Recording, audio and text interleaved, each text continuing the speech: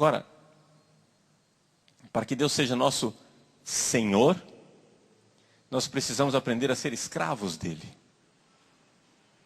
E a palavra escravo talvez ofenda os ouvidos de muitas pessoas. Não, padre, o que é isso? Deus não quer escravos. Deus quer filhos. Não é?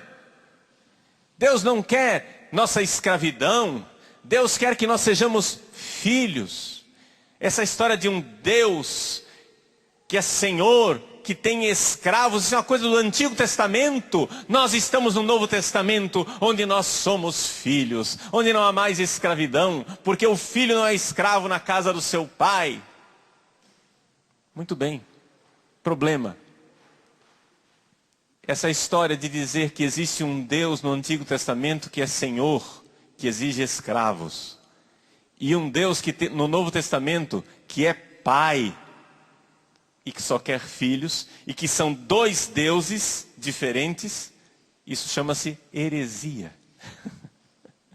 Não são dois deuses. Quando nós passamos do Antigo para o Novo Testamento, nós não mudamos de Deus. Quando nós passamos do Antigo para o Novo Testamento, Deus também não mudou. Vejam, é impossível mudar de Deus, é impossível Deus mudar. Quando nós passamos do Antigo para o Novo Testamento, quando nós passamos da escravidão, da aliança do Deus nosso Senhor, para o Novo Testamento, onde nós passamos a ser filhos, não é que Deus mudou. Nós é que temos que mudar. Você está entendendo? Não é que Deus muda, Deus é imutável. Então, na passagem do Antigo para o Novo Testamento não tem nenhuma mudança de Deus. Nós não mudamos de um Deus antigo, mau, ruim, severo, carrancudo, que mandava matar, que se vingava, que destruía cidades, que fazia todo tipo de vingança e guerra, para um Deus bondoso, compassivo, né? Um Deus que é amor, misericórdia, bondade. Não, nós não mudamos de Deus. E nem Deus mudou, porque Ele é o mesmo Pai. Ele é o mesmo Pai que quer que nós sejamos filhos, mas para nós sermos filhos, Ele precisa, em primeiro lugar, cuidar dos filhos rebeldes. Deus é bom, Deus é Pai, Deus é compaixão e é misericórdia, sim, mas nós é que somos sem vergonha, safados e traidores. Então não tem direito de entrar na nova aliança, não tem direito de entrar no Novo Testamento quem não passou pelo Antigo. É o caminho de Deus, é a pedagogia de Deus. Você precisa fazer uma aliança com o seu Deus e Senhor. Deus precisa ser o único Deus, o único Senhor da sua vida, para que você depois possa ter a Ele como Pai e ser filho. Depois nós vamos ver, calma, depois nós vamos ver como é que existe um atalho, onde eu posso me fazer escravo de Maria e filho de Maria. Você está entendendo que nós vamos fazer um paralelo aqui.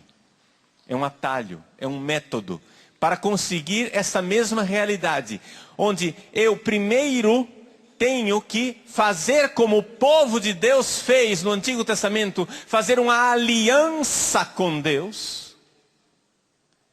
E eu, quando tiver esta aliança com Ele, onde Deus for o meu Senhor, eu vou então poder entrar no Novo Testamento, onde Deus é o meu Pai. Mas se Ele não for o meu Senhor primeiro, Ele não será tampouco o meu Pai. Porque se eu for um filho rebelde, porque se eu for um filho que despreza, se eu for um filho que cospe no rosto do pai, se eu sou um filho que prefere outros deuses e não o Deus verdadeiro, se eu não for verdadeiramente alguém que tem uma aliança com Deus, então eu não vou poder ser filho.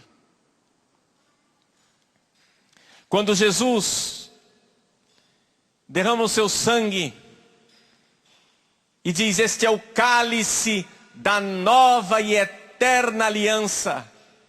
Esse é o sangue da aliança. A nova aliança que Ele quer conosco é nos fazer filhos. Mas é necessário entrar na aliança onde primeiro eu sou servo, escravo. Para nós, essa palavra escravo dói quando a gente ouve. Mas nós precisamos esclarecer. O que quer dizer uma aliança? Algumas pessoas dizem assim: ter uma aliança quer dizer fazer um contrato. Não é isso. A palavra contrato é muito pobre. Por quê?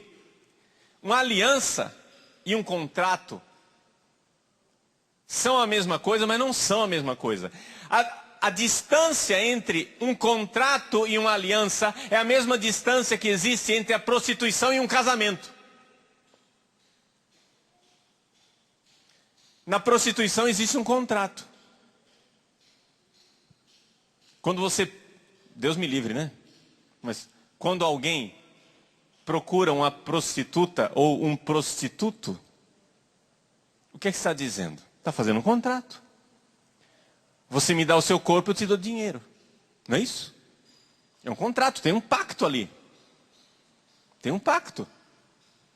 Você presta serviços sexuais e eu pago. Existe aí um negócio. Existe aí um contrato. Existe aí um compromisso. Ora, o matrimônio também é um contrato, um pacto, um compromisso. Só que tem uma diferença enorme. Na prostituição você entrega coisas. No matrimônio você entrega você. Você entrega tudo. Você entrega a sua pessoa. Está entendendo?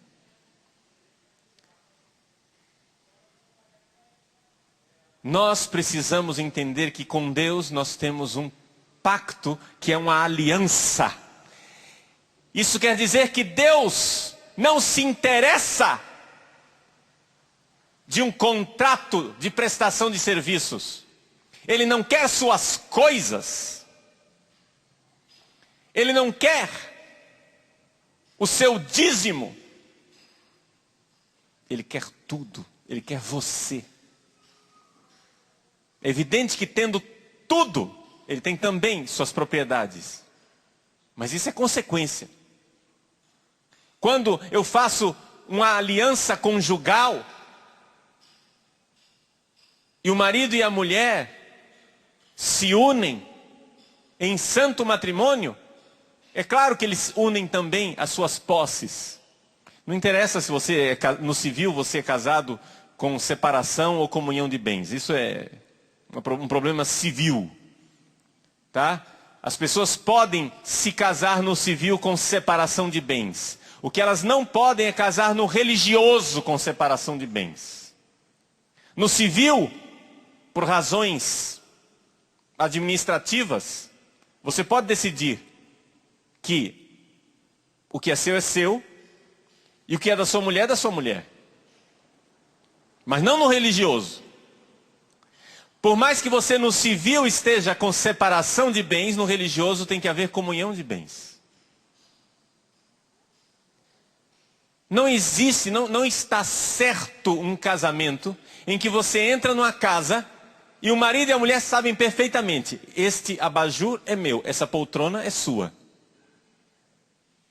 A mesa é minha, os guardanapos são seus.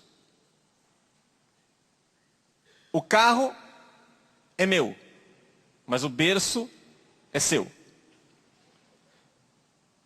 Infelizmente existem casamentos assim. Infelizmente existem pessoas que se casam e não há comunhão de bens no mundo espiritual. Não, gente, quando você se casa, você entrega a você mesmo. Eu conheço casais, infelizmente, isso existe no planeta. Casais que são casados, mas são tão desunidos que os dois planejam as férias separadamente. Misericórdia, isso não existe, gente.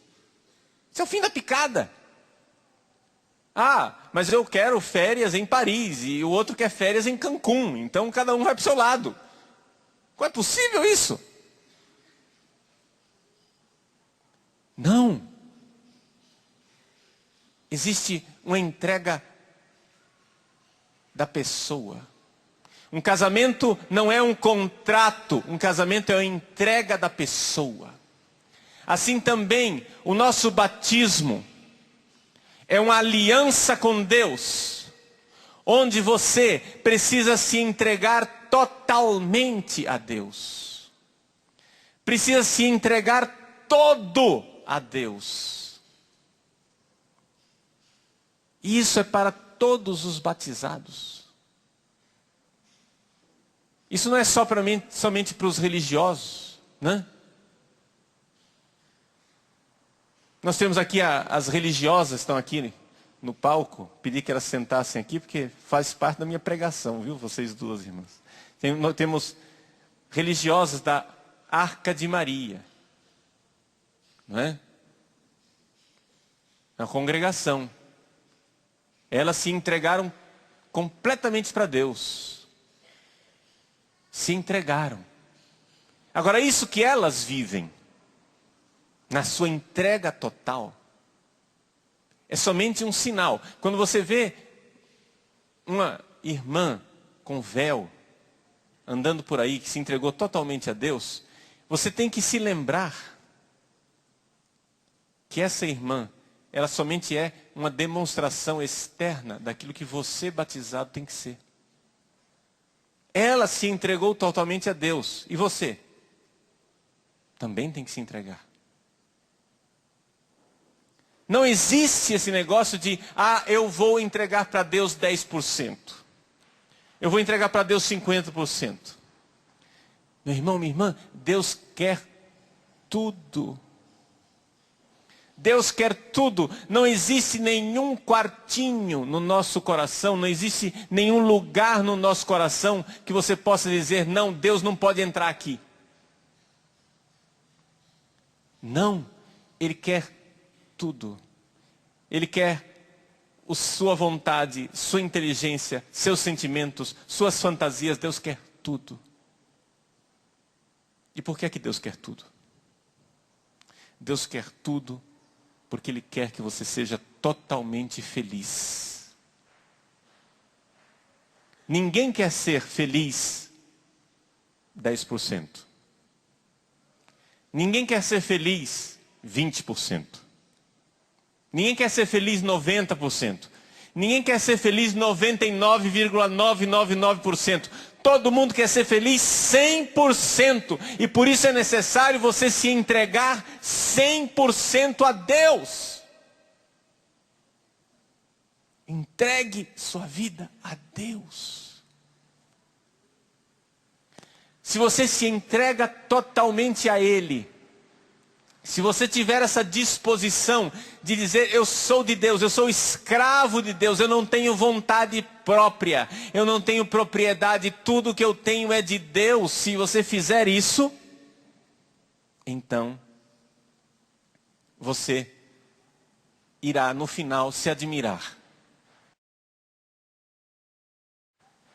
Que no final você vai olhar para você e enxergar que você tem um coração de filho. Um coração de filha, esse é o caminho. Entregue totalmente ao Senhor como escravo. E no final você será filho. O nosso caminho espiritual é o caminho do filho pródigo. A conversão do filho pródigo é o caminho de toda a conversão, a minha e a sua.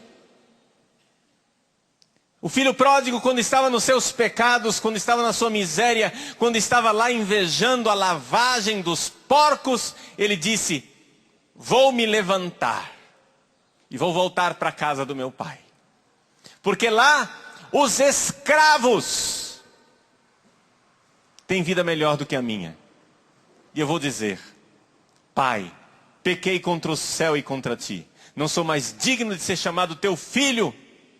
Trata-me como um teu escravo. Se você se colocar diante de Deus como escravo de Deus, escravo, Ele então te tratará como filho. E vai dizer: matem o novilho gordo. Tragam roupa nova, uma sandália, um anel. Meu filho estava perdido e foi reencontrado. Estava morto e voltou à vida. Vejam, quando é que o filho voltou à vida? O filho voltou à vida quando se dispôs totalmente nos braços do pai como um escravo. O filho se jogou nos braços do pai como um escravo e disse: pai, não mereço te chamar de pai. Pai, eu te chamo daqui para frente de meu Senhor.